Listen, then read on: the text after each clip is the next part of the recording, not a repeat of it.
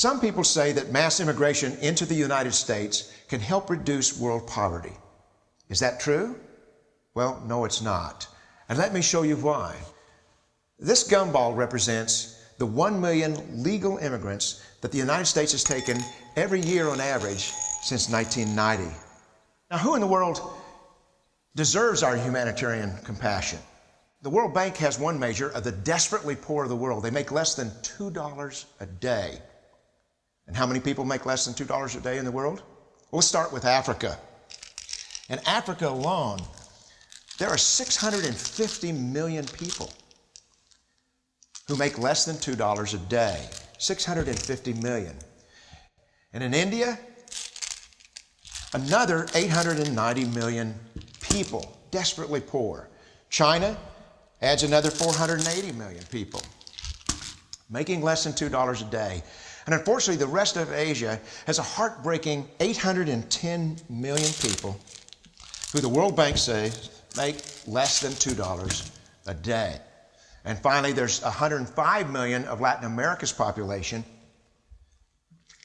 that are desperately poor. All told, the World Bank says there are 3 billion people in the world. 3 billion people who are desperately poor, making less than $2 a day. That's 3,000 gumballs. And every year, we take 1 million and suggest that we've somehow made a humanitarian difference. Of course, we don't pull our immigrants from these desperately poor populations, do we? These people are too poor, too sick, too disconnected to make it here as immigrants. We tend to pull our immigrants out of the better off poor of the world. And Mexico tends to define the type of immigrant that we bring here because the plurality of people come from Mexico. And Mexico is poor.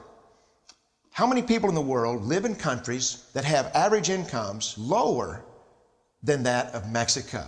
And the World Bank tells us that that number is these 3 billion plus another 2.6 billion people. 5.6 billion people in the world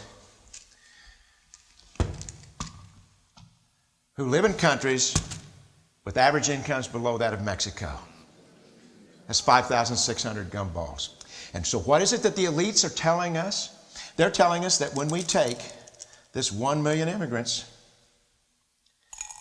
that we somehow or another are tackling world poverty. And we have to do it regardless of the effect on our unemployed, the working poor, the most vulnerable members of our society, regardless of the effect on our natural resources. Even if we went by the most radical proposals in Washington, which are to actually double our immigration to 2 million a year,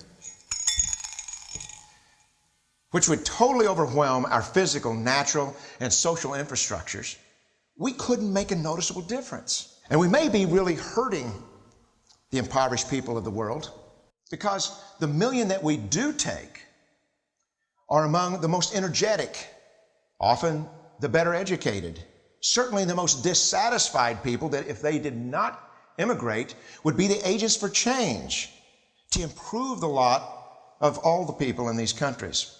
The true heroes in the global humanitarian field are the people in these countries who have the wherewithal to immigrate to another country, but instead stay in their countries, to apply their skills to help their fellow countrymen.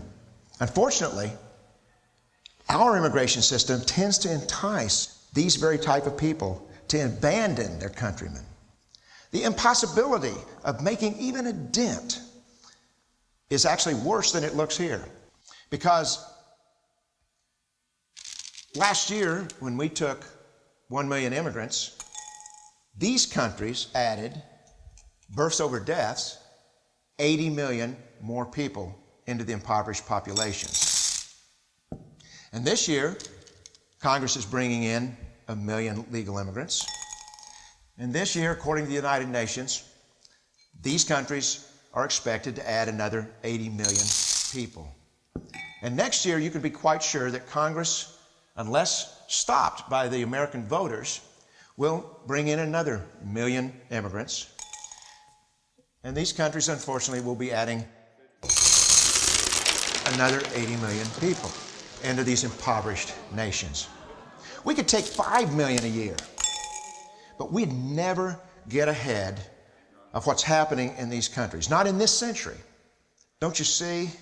Immigration can never be an effective or significant way to deal with the suffering people of the world.